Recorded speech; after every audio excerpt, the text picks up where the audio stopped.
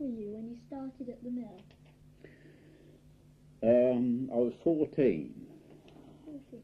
and that was in 1936, July the 31st, the day I'll never forget. Why won't you forget it? Yeah. Well, first day at work, real work, you know, but yeah. What did he give you to do the first day you arrived? What was it like? The first thing I had to do was they gave me a fagging up and told me to go and cut some nettles out in Waring's Meadow for a start, you know, until the boss got there and put me right. And then, of course, they gave me a milk bucket and a stool, and I got to start milking, you see. But it didn't come strange to us because we worked on farms as youngsters to earn a penny or two. And so, of course, we were fairly well trained, you know, it's nothing strange to us. But going, of course, as a paid weekly worker, you were a little bit worried, you know. So that was the first job I had. What was your job in the mill? Well, Or jobs? well, in the mill itself, you didn't have a specific job. You see, with a water mill, you had to rely very much on how much water you've got. If there was a lot of water and it was a very wet day and you were getting a lot of water down, the mill ran for 24 hours a day while you got the water. And when this particular water mill was, of course, attached to the farm, and you did your farm work and you went milling, you know, as and when you could. But when you worked in the mill, you were on your own, except when you'd got a lot of corn to be drawn up from the floor up into the bins.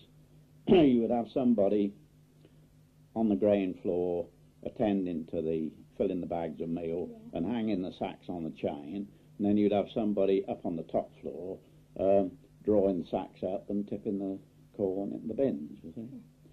But if you were on your own, you did all this on your own. We used to run up and down the steps, you know, and there was a rope there, and when I was young, I used to come down those steps in about 2 jumps, you know. And you made sure that the corn was coming through the chutes all right into the feeding into the stones, and then you bagged the meal up on the grain floor, because the meal came through on its own down the chutes into the bins, and you just shoveled it out of the bins into the bags, you see. Was the wheel an undershot or an overshot wheel? That's an overshot wheel down there. And do you know what an overshot wheel is? Yes, the water fed over the top, that's it, and it goes over the top, yeah. What time did you have to get up in the morning? Well, when I first started work, I used to start at 6:30 in the morning, and then we used to get half an hour for breakfast, and then we worked on then till 12 o'clock, and we had an hour for midday meal, and then we worked on till 5 o'clock tea time. But then, of course, most nights you were working overtime, so, you know, time didn't really matter. But, of course, at different times of the year,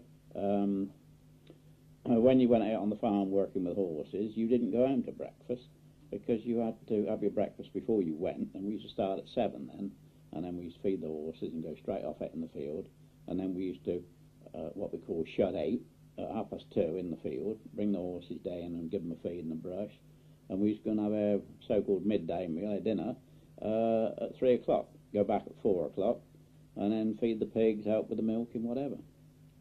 So it was a mixed farm? It was a mixed farm, yeah. Yeah, we used to milk, we kept pigs, sheep, and we used to fat cattle, of course. We grew corn, 120 acres of corn, I suppose. So did you just mill your own corn? No, we used to mill for other farmers. They used to bring it in, and at times we had to fetch it if they hadn't got any transport. You know, a smallholder, he hadn't got any transport. We used to go up with a pony and float and go and fetch a couple of bags. And yes, we used to do milling for the local farmers. Yeah. And the mill pond, I mean, there's a sluice on the gate. The water, store the water in the mill pond. Yes, yes.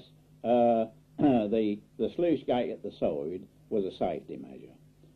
If you didn't want the water, and there was a lot of water coming down, and if we had bad storms, I have had to go out there when it's been very frightening and try and raise that sluice gate because so much water coming down, because it used to flood the heath, you see, inside the mill.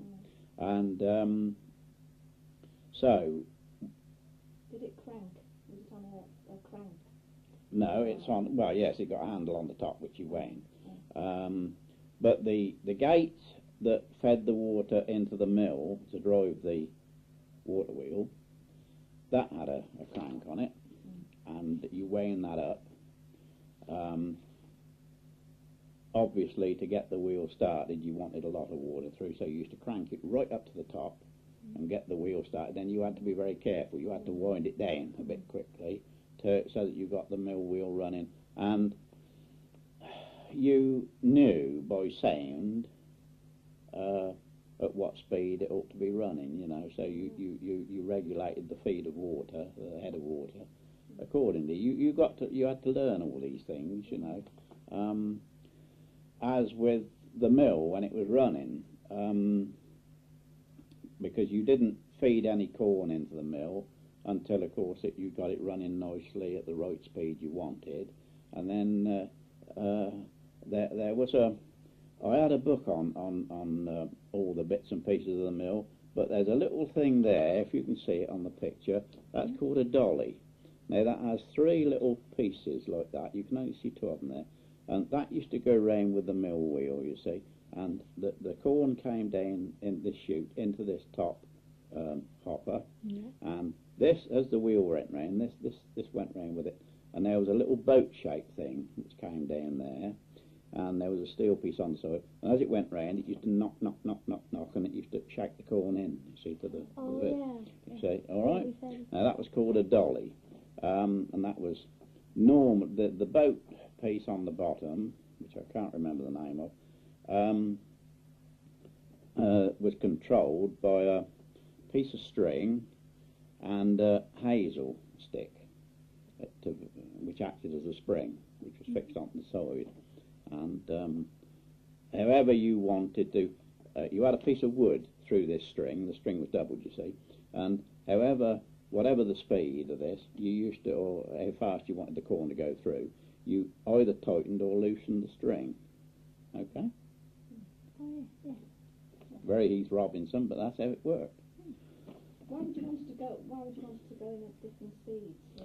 Well, it depends, because I mean, if it was beans that you were grinding, they didn't have to go very, very quickly, you see. And if the corn was very, very dry, you could let it go through a little bit quicker, you know. Or if you didn't want it grain quite so fine, you could open the stones up a little bit and you could let it through a bit quicker, you see. If you wanted it grain very, very fine, you had to shut the stones up, obviously, to get them closer. And, of course, you couldn't put the corn through quite so quickly. Did the stones wear out quickly? Or? Depended on the corn, you know. If the corn was very hard, that would take the edge off a little bit. But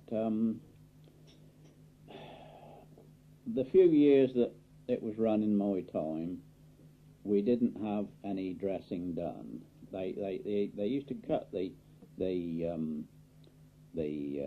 used to dress the stones with a dressing tool, which was called a mill bill, and it's a wooden handle.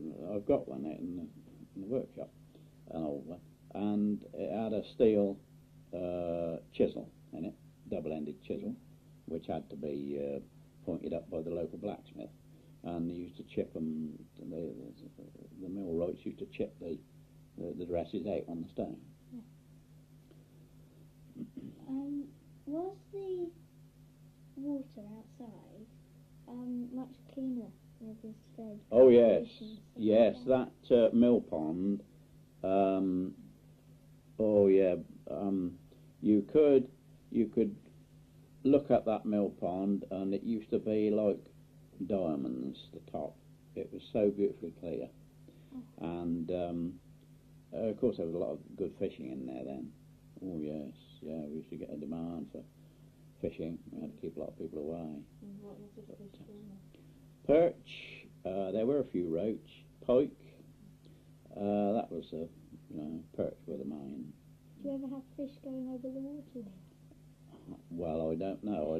I wouldn't have been out to see it. Yeah. You'd end up being sad anyway. Yeah. You used to shower under the. Oh yeah, under the waterfall. We used to shower under there on a very hot day. Yeah, it was lovely. Yeah. You wouldn't do it now. No fear. No. No.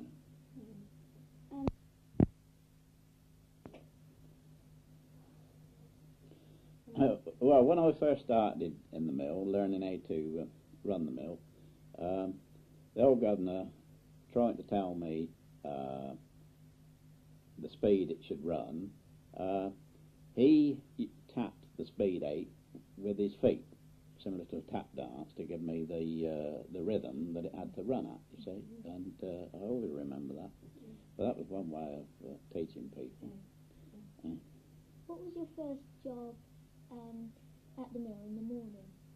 Well, as I say, we used to go to work and work on the farm, and if you'd got to go in the mill, well, the governor used to say, well, Tom, you go milling this morning, or normally, you see, we did the milking and fed the pigs and all the animals, and the old governor used to run the mill most of the time, because, of course, there was a door leading from the dining room in the house out into the bottom floor of the mill, and he used to just pop backwards and forwards and see that everything was all right, because providing everything was all right, it didn't need a lot of attention.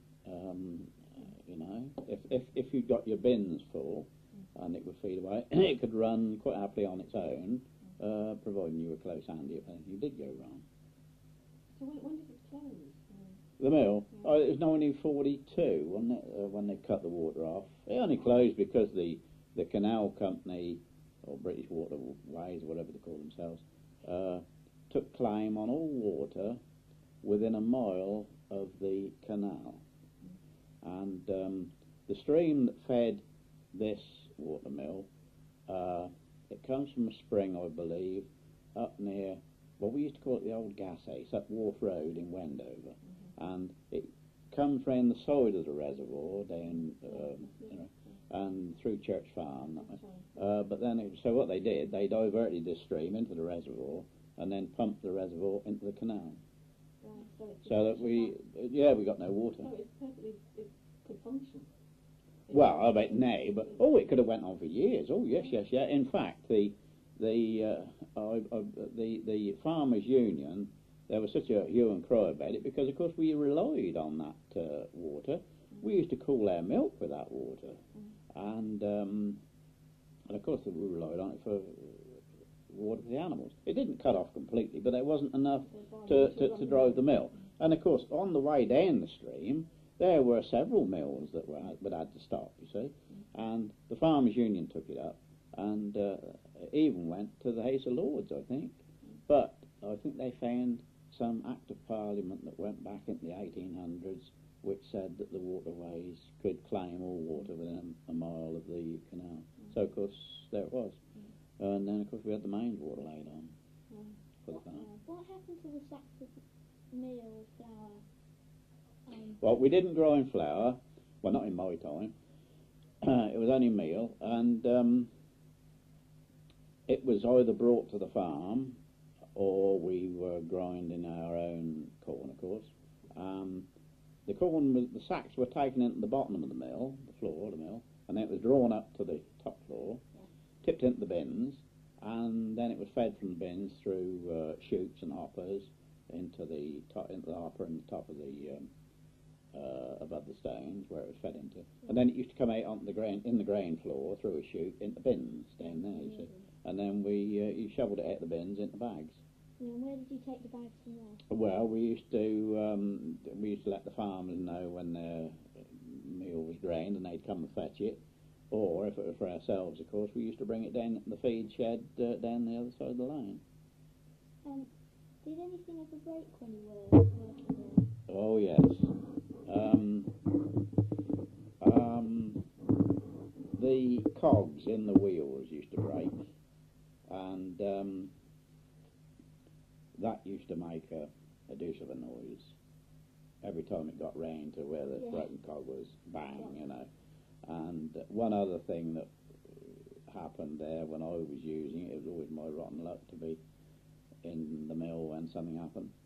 We used to have an oat roller in the second floor, and driven off the belt drive off the main shaft, and the roller broke in half one day, and that was a big steel roller, and that really did make a noise, you know. But yeah,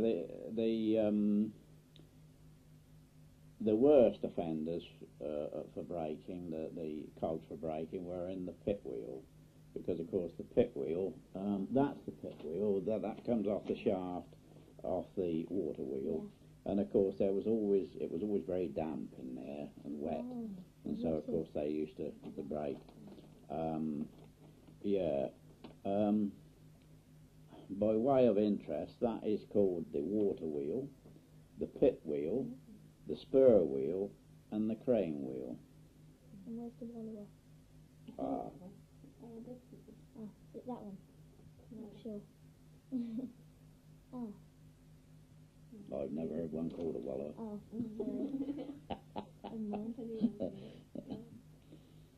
So now there's the mill house, and then there's the building housing the works, and then there's a smaller building on. Where did the water wheel come? Was it directly onto? Yeah, on the side of the the mill building. Right? yes, but on this particular building down here, I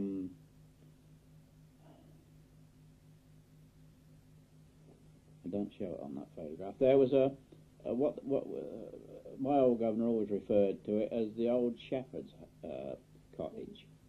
And of course, the new people that bought the farm, the first thing they did was knock that down, which was a great shame, because it was a little stone building and slate roof. There was a ground floor and a second floor, and the second floor had a door into the second floor of the mill. And that room was always called the apple room, the upstairs room, the second floor. And there was a chimney, fireplace and chimney as well on the end. And but that was used as a dairy, because it was below the mill pond, and we had water coming from the mill pond through the wall, and we used to cool the milk with that. Yes. So you did that until the water was diverted? Oh yes, yes. So what yeah. did you do then to cool the milk? Well, by that time, I can't remember the year now, but we had to go, all the milking herds in the country had to be tuberculin tested. And the people came round to us and they advised us, they didn't tell us, they advised us that if we were going to carry on milking, we should make different arrangements. We had the cave shed all done up. Well, I did it with another chap. We did it all up, and we put a new dairy just down the bottom here by the cave shed, and we used the mains water then. You already said that the dolly made a lot of noise, and when things broke, was there anything else that made a lot of noise? So how noisy was it? Well, yeah, the mill, it was very noisy. Yeah. Yes, it used to shake and rattle, and yes, very noisy and very dusty. The most unhealthy place to be, I think. But there it was. It was a way of life, and it had to be done, and we did it. Yeah. Oh, you would now. Oh, good Lord, yeah, because on that grain floor of that mill, you can imagine it was the meal was coming down the chute, and it fell from the chute into the bin. I mean, the dust from it. You couldn't see across that. You couldn't see across that floor. If there was somebody stood the other side of that floor, you wouldn't see them. So dusty. Florrie says she was roped into some sacks. Oh yes, yes. Well, that was a wet day job. Like, Yes, you had to mend sacks, of course. Yeah. what jobs did you really dislike doing? At that age, everything. Yeah. But well, I think the in the mill itself, Yeah. I don't really know. Generally on the farm. Cleaning the pigs Yeah. out, I think. What would be more positive? What were your favourites? What were the things you really liked doing? Yeah. Well, I used to enjoy working on the farm, you know. Well, of course, at that age, at 14, there was a tractor under the barn, you know, and there weren't many tractors about then. There were only 2 in the village, and it was an International 1020. And my one aim was to get on that tractor, you know, because that was really something to be able to drive a tractor.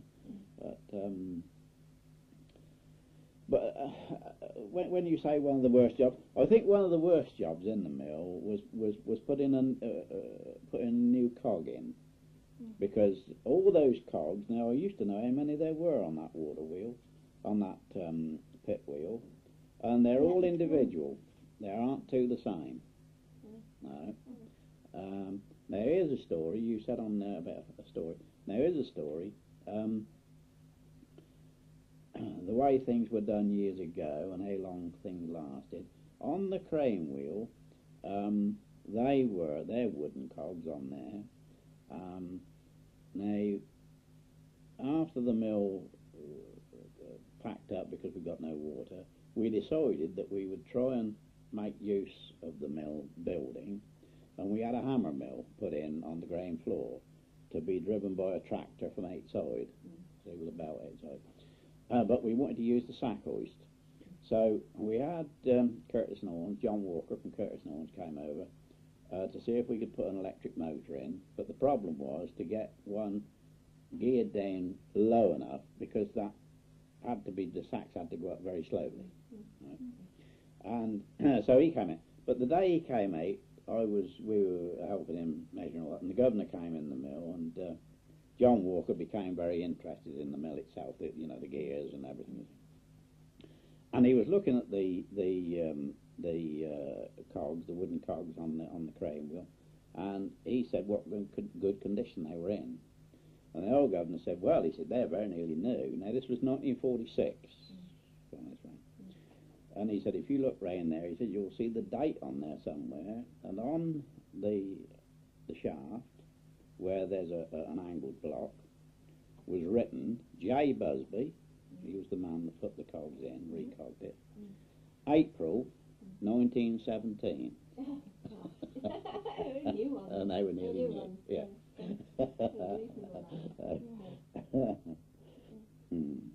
There were 2 sorts of stones that could be used.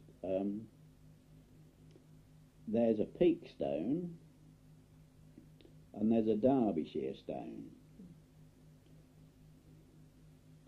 The Derbyshire stone is one big stone, and the peak stone is a lot of stone and mortar and all that, all fixed up together, and it's banded. It has 2 metal bands around it. Oh, yeah.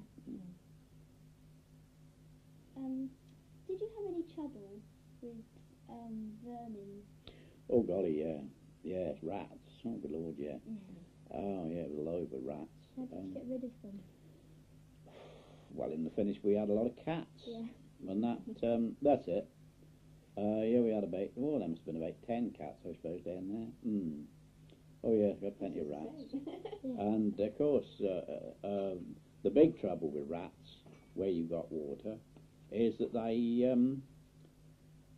they're such a blooming nuisance. They let the water out of the mill pond, you see. They used to eat through the bank, and then you see they get a little hole, and of course it only wants a little hole for water to go through, and then of course within a little while it gets bigger. Yeah. And so it used to be a full-time job puddling that mill pond because the water was running out. But in just before the mill was closed, I think it was about 1940, we had a concrete wall put all the way around. And just after we'd had the concrete wall done, we stopped it. So. When you used to puddle the holes, it was just with the With clay, ordinary clay, yes. From the bottom of the mill pond, or... Oh, no, we used to go and dig it out in the orchard. Oh, right. Yeah, we used to go dig it out in the orchard. That's it. When we made our pond, it was puddling clay. Oh, yeah, you puddled it with clay. That mill pond was puddled with clay. Yeah. Just out of interest, was our barn used for the farm? Oh, yes. Oh, yes. Yeah.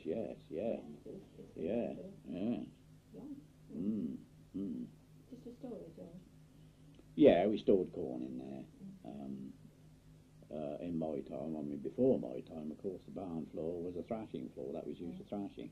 And then, of course, in later years, we used to keep cows in there. We used to milk in some of the parts of it. And, of course, the front end was a stable. And we milked in there when we got no horses. But then, of course, after we went TT, we weren't allowed to milk in those buildings at all. So we used to use them for storing bales of hay and that sort of thing. You say when you got rid of the horses, when was that then? How did you phase the horses out? Well, when I started then we got 5 horses and a pony.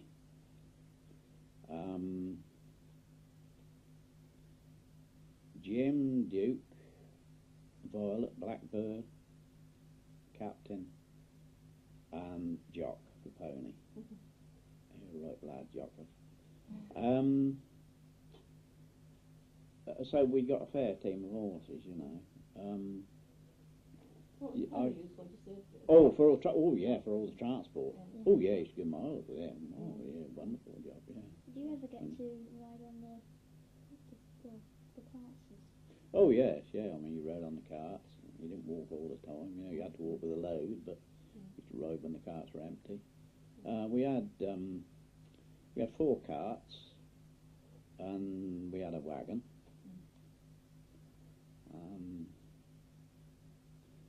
That was about, and then we had a float, and we had a spring cart, what we call a spring cart. You know, the pony went in. That was for. So the horses were not used for transporting on the farm itself. Oh yes, ploughing. But of course, tractors. As I say, we'd got a tractor. Farmers were very much against tractors because they were too heavy to go on the land. So we only used to do the bare straight ploughing work with it, and we used to use it for bindering. We'd pull the binder with it, and that was all the work the tractor did. We still did horse ploughing. I've done quite a lot of horse ploughing myself, and in fact I was playboy in the early days. I mean, now playboy, he used to carry the whip, and he used to lead the horses, and the ploughman was just looked after the plough. And of course, on this grain round here, very heavy grain, this is called 3-horse land, where you needed 3 horses to pull a single furrow. But then when you get out the other side of Aylesbury, of course, that's 2-horse land, where you get on the sand and the little local soil. That's 2-horse land. 3-horse land, this is round here. And they used to say that when it was wet, old farmers used to say they didn't want a crow to settle on it in the winter, because of course it would pack it down. And they didn't like tractors for that reason. When you first started, what got you sort of interested in the mill? How did you start work in the mill? Well, I went to work on the farm. Pardon? Nowadays, you know, you have interviews sort of thing. Oh no, there's nothing like that in those days. No, you left school when you were 14, and you had to find yourself a job. So why did you turn to the mill? Well, my father wanted me to. He got me a job with Rickards. They were builders and carpenters in the village, and I was to go there as an apprentice carpenter. And it was 10 shillings a week, right? And which of course now is 50 pence. Yeah. And that was a week's wage. But of course I'd got to do 5 years apprenticeship, I think. Anyway, that I knew was about the going rate, but I'd wanted to try and earn a bit more. And I was interested in farming, I liked farming. And so I went down on my bike one night and said, Mr. Purcell, have you got any jobs? And he said, yes. He said, have you done any farming before? And I said, well, yeah, for my sister's father-in-law, Charlie Bunce at Veery's. Oh, well, he said, all right. He said, when do you leave school? I said, the end of July. He said, all right, you can start. And he said, it'll be 12 and 6 a week. and you'll have a pint of milk a day, and it'll be 7p an hour overtime. And that was, I thought that, but it was 7 days a week. The only time you got to yourself was from about 9 o'clock on a Sunday morning until 2 o'clock Sunday afternoon. You had to work 9 hours a day for 6 days a week, and then you had to do the milking and feeding Sunday mornings and Sunday afternoons. But it was 12 and 6 a week. That was another £5,000. So, Good. but and I enjoyed it. You know, I liked farming, and there it You was. regret not being a carpenter with all your carpentry now? No, I don't think so. No, I don't think so. No, no. So what other animals, were there any other animals apart from the horses that actually help with the mill? Oh no, no. Horses were used for, as I say, for all draft work and transport. Yeah. Yeah. So the farm actually stretched right to the canal, did it? Or? Yes, went right up to Payne's Corner, Payne's Cover, as we call it, right up in the corner there. And then we had, we used to rent hides. That's the big field over there. And we had 10 acres of our own down in Long Hill by the school, and then we used to rent 34 acres down New Road, Edra Hill. Rented that. So it's quite scattered. Isn't it? Oh yes, yes, yeah. And then of course, in the village in those days, of course, was a lot of small orchards and small meadows, because of course in those days, everybody who was anybody, like the butcher, the village butcher, the baker, and the doctor, if you like, and other people, their only means of transport before the motor car was a pony and trap. And so, of course, most of them had a little meadow or a little orchard where, of course, they kept their pony. Well, then, of course, in the 1930s, when the doctor and the butcher and those sort of people bought a motor car, these orchards and that became a little bit vacant, you see. And my old governor, he used to rent all these little orchards and that around the village, and we used to keep sheep in them. And of course, well, you know sheep as much as I do. You can't keep sheep. You shouldn't be able to keep sheep on the same bit of ground for very long. And it was my job to go and shift these sheep every few days from one little orchard to the other. Yeah, we had 6 or 7 of them. And then we used to rent the 2 fields, meadows off Mr. Fitkin, Barrington Fitkin, down West End, then by the allotments. We used to rent those, Dolly's Lays and the other little paddock. Yeah, so, you know, we got quite a bit of grain all around. Then there was the fruit on the farm as well. Oh yes, fruit was a big thing. It was in the village.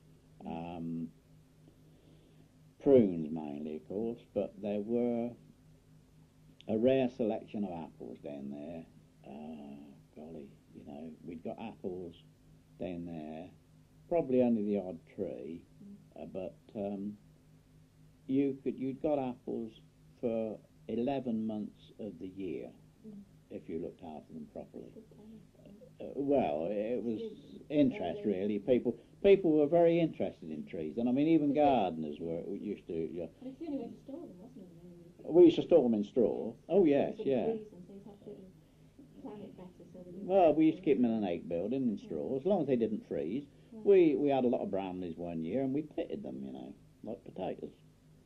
They kept beautifully. Yeah. Covered them with straw and then earthed them up. Covered them with soil. Oh no, but I say we used to store. Oh yes, you got to have an air outlet. But I say we used to store mangels and turnips and Swedes, you see, years ago in a pit. Oh yeah, we used to pit. All your own magazines. Oh yeah, we used to. Yeah, well of course, in those days you had to be self-supporting because you couldn't afford. Farming was so poor, you couldn't afford to buy anything in. You see, so you had to be self-supporting. And I think my old governor told me that the greatest insurance against going broke on a farm was to buy a bull, a boar, and a ram. And you produced your own stock. You see. You said that you were paid so much and you had a pint of milk. Were you allowed any fruit? Or was that your Oh, well, no, I mean, anything that was going, you see, because it was a recognised thing years ago that all the jobs on the farms had certain perks. The K-man, he had a pint of milk every day. The carter, he didn't get anything except in the winter when he was hedging. Whenever you went hedging, you were allowed a faggot and a stake a day. Now, you know what a faggot of wood is? A bundle, yeah, and a stake to carry it on, a piece of wood to carry it on. You were allowed a faggot and a stake a day to take home. And of course, when we were growing the roots, you know, turnips and swedes, you could, you know, take a swede when you liked. I mean, the government tell you, help yourself, take a swede, don't do without anything. And of course, the same with rabbits, you know, you could go and shoot yourself a rabbit if you wanted to. Yeah, I got so fed up with rabbit when I was young, I couldn't eat another one now if anybody paid me. Oh, well, we lived on them because we were poor, you know. I used to save the kidneys. Yeah. And the pie. Yeah. That's right. It was my treat. Yeah. I don't know whether it was a treat or not. And pigeons are a problem too. Yes. Yes. You shoot those as well. Oh, yeah. We used to, the biggest problem with pigeons was, we used to grow a lot of kale to cut. We used to cut a load every day to take out to the cattle in the winter, you see. Marrow stem kale we used to grow. It was a very thick stem and very tall, you know, it can grow 4 or 5 feet, you know, if you've got some really rich grain. But you used to have to cut it with a fagging up, you know, you used to get wet through, and cause it was... Anyway, we used to take a load of this out every day, and but when the frosty weather came, the pigeons used to attack that kale, you know, and so somebody had to be available to keep them off. Mum's got a book about Buckinghamshire, and it's got about where the water mills are situated, and it said that here there was known of some, not only up there in the Smugfords, but there were known some others because of things like Watermill Way, road names and things. Well, that was only taken because it was near the mill. Two more they've got either field names that are mill names, or there's references in the local books to two other mills. Yeah, there was a small water mill like this in nearly every village. You know? Of course, there was a windmill at Wendover. That belonged to a Purcell. Yeah, belonged to my old governor's uncle. Oh, right. Uncle Frank. Did you ever join up with other water mills, sort of swap? Never. He never went anywhere. You know, they didn't have time. When did the wheel actually disintegrate? Pardon? When did the wheel come down? Which wheel? The mill wheel. The water wheel. Isn't it still there then? I didn't think it was. Well, it's not attached to the building. I didn't think it was actually there. Last time I saw it, it was stood bare at the outside of the building. Oh, maybe it's... Yeah, because the wheelhouse, as we called it, was on the side of the joined to the shepherd's house, you see, and there was a door. That's where you went in the door. Oh, so it's like totally enclosed. And they knocked that building down. Oh yeah, it was totally enclosed. Oh yes, yeah. I used to go in there, and it was on an ordinary brass bearing.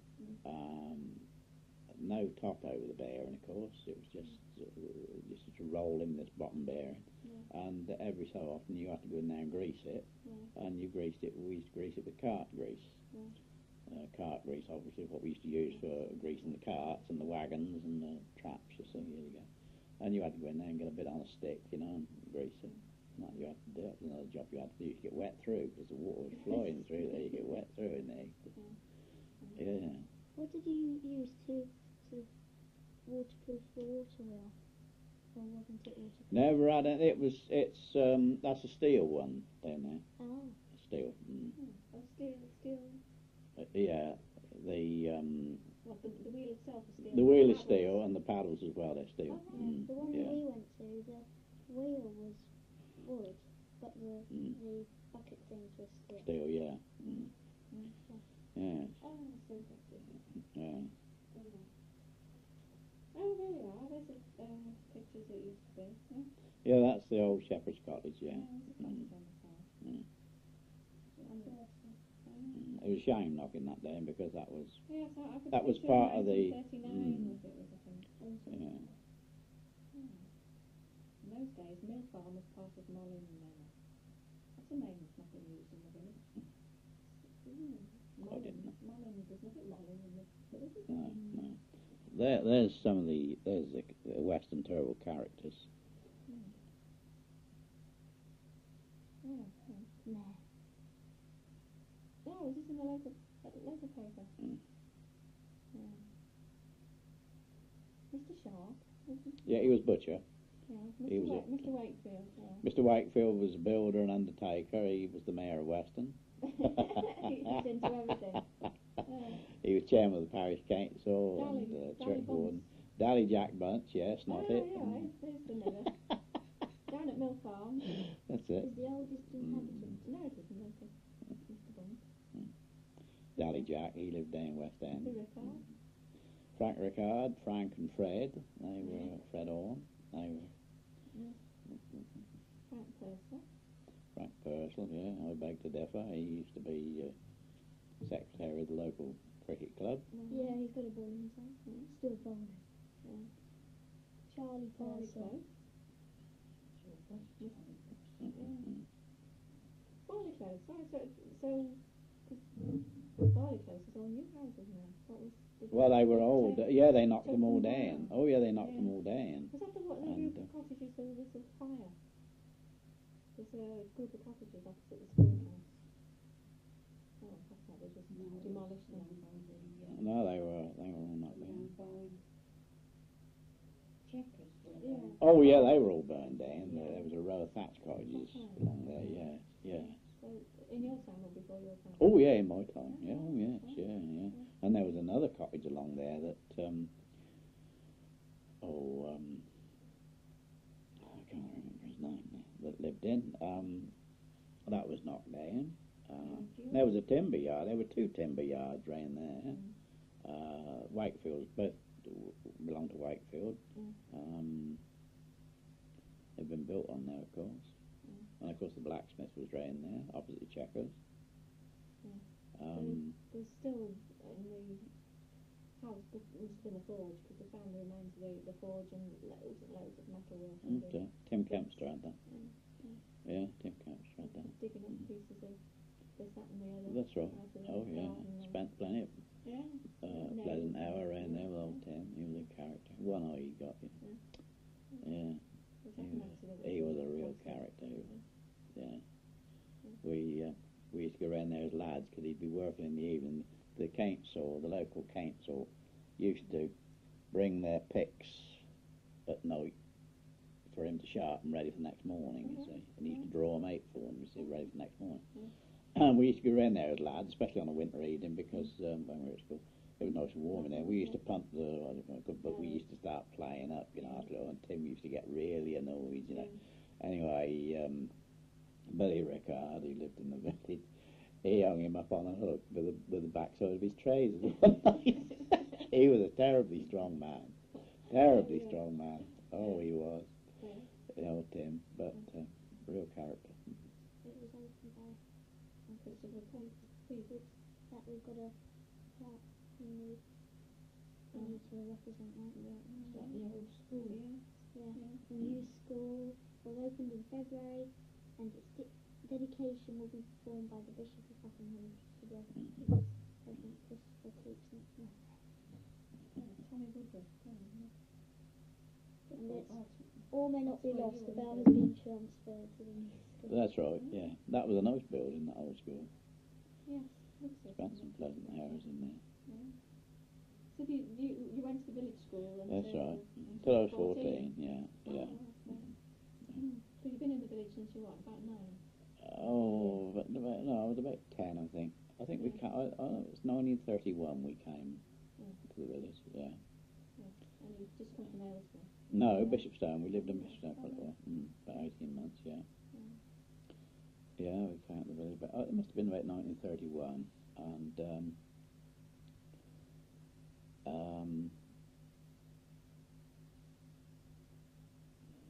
No, 32, I would think. That must have been 10 years. I was born in 1922.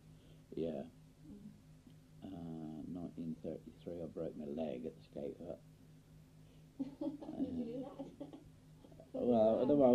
The chap who lives in the village, he lives at Marroway, Bert Rickard. He was the assistant skate master. He was supposed to be looking after us, and the old skate hut, we used to have a rope hanging from a beam, and we used to swing round on this rope, and he was swinging round this rope, and he happened to catch my leg. Oh dear, oh dear, oh dear. Anyway, they made up a stretcher and a bed and set me up in the old skate hut, and they sent for the doctor. Dr. Covington came, and Dr. Hancock was then just joined Dr. Covington, and and anyway, they